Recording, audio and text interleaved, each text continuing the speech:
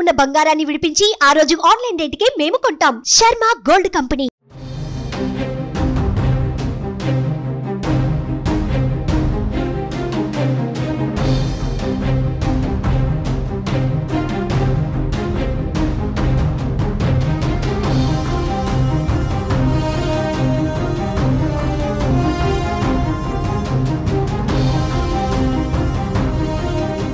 కామారెడ్డి జిల్లాలో SI lady constable computer operator death కేసులో mystery వీయటం లేదు.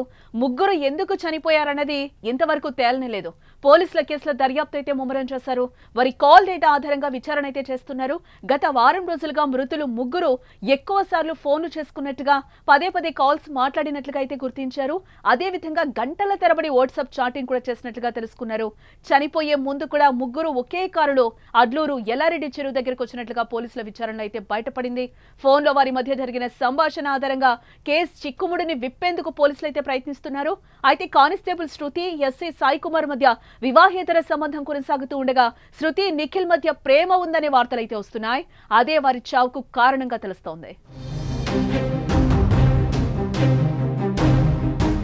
మెదక్ జిల్లా కొల్పారం గ్రామానికి చెందిన సాయి కుమార్ 2018లో ఎస్ఐ అయ్యారు.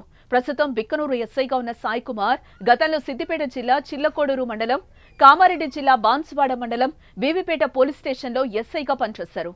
సాయి కుమార్ కు భార్య లక్ష్మి, కొడుకు శ్రీహంష్ ఉన్నారు. 2014 బ్యాచ్ కు చెందిన శృతి గతంలో ఓ వ్యక్తిని వివాహం చేసుకుని విడాకులు తీసుకుంది.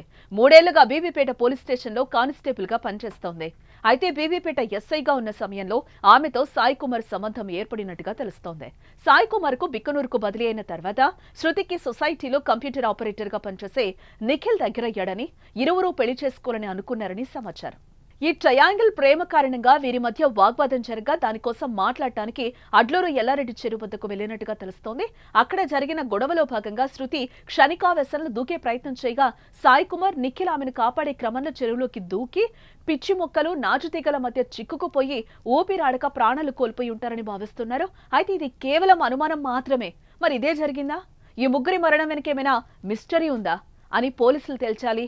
ఎవరైనా వీళ్ళని చెరువు దగ్గరకు పిలిపించి బ్లాక్మెయిల్ చేశారా, లేక చనిపోయిన ముగ్గురులోనే వివాదం జరిగిందా అనేది ఇంకా తెలియాల్సి ఉంది. ఈ కేసులో పూర్తి సమాచారం తెలిసిన తర్వాతే వివరాలు వెల్లడిస్తామని ఎస్పీ సింధు శర్మ చెప్తున్నారు.